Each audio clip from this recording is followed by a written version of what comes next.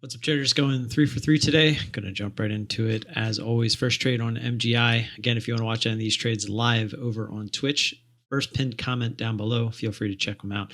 MGI pretty much got the brunt of this move, I would say. Not the greatest move as far as fast. Obviously, look at the size we ended up taking. But as you can see, nice little previous resistance if we scroll out. All the way down here at 850. I just drew this line because I was showing somebody what a descending triangle looks like after the fact.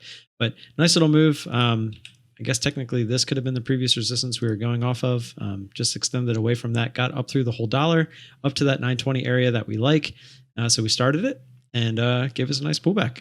Didn't quite give us the 9 test. So we ended up taking a little bit higher than that. And that ended up being a decent move. It did go down, test 9, go a little bit below, but ultimately ended up grinding a little higher throughout the day. AMC, our second trade. This one could have been a lot better. As you can see, previous resistance, if we scroll out from yesterday's highs, and then it kind of made a little bit of resistance up through that here at 1963. And then we got a nice push up through it. Should have been more patient with the first entry. I know when I first started it, I was like, I really want 20.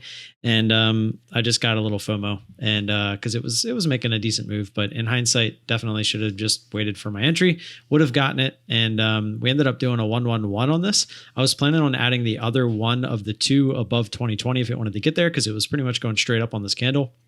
So got in below 20 because it seemed like it was going to reject. It didn't. And then I said, if we get the pop up towards 2020, I'm going to do the 2. So it was, I believe 100. Yeah. 100, 100. And then I was going to do 200, but it was starting to stutter and I didn't want to miss the ad over 20. So I threw 100 out there. And then if it would have kept going up through 20, I would have got the other 100 once I felt like it was done on the other side of 20 there. So that would have been the 112, but unfortunately it just stopped right there. We basically top ticked that last ad.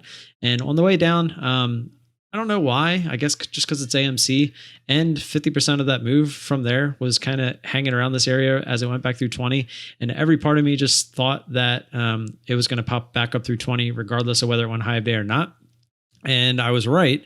And so we ended up taking these 200 of the 300 off pretty much right under our average. I think our average was either 93 or 94. And so we ended up taking 200 off there.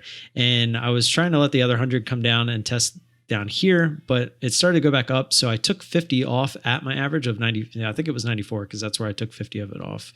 And then I took it off at 89, but I want to say my average was at like 92, 93, 94. I don't remember. You'd have to go watch the live trade.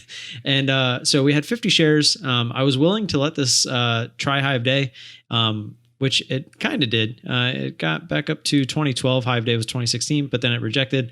And so when it came down and retested that previous resistance, we just went ahead and took it off at the first sign that it was going to bounce. So that was AMC trade. Nothing too crazy. Could have been a bigger trade had we played it a little bit different. Maybe just took half off here and tried to ride out the other half using high of day as our stop. It would have worked out. Obviously, we don't know if it would have when we were trading it live, but you know, hindsight is always 2020. So if I was watching this one all day, if you were in the Discord or in the live stream, you heard me say SOFI is just grinding, SOFI is just grinding, SOFI is just grinding, like all day. And I just was waiting for it to make some kind of a pop. And I waited until it gave us what looked like the biggest pop. I mean, minus this candle at the open, this was kind of the biggest move that it made all day. And it was on volume. It was on attempted volume anyways. So I was thinking we're getting a lot of volume. It's a decent push up through the whole $1.16, and this is really all it's got. So I decided to take a stab at it, smaller size, 100 shares at 31. At the time, that candle only got up to 39. So pretty much top ticked this. Could have waited, I guess, for the break of 16, but I was looking at 16 as a possible bounce spot. And so once we got the first sign of it kind of stopping, we just took it off. And as you can see, it did try to go back up towards the highs, but then ultimately failed. And but it didn't end up being the top because, as you can see, it did try to keep going back up, but ultimately it looks like it might somewhat be on the backside here now. But that's all I got. 3 smaller trades again.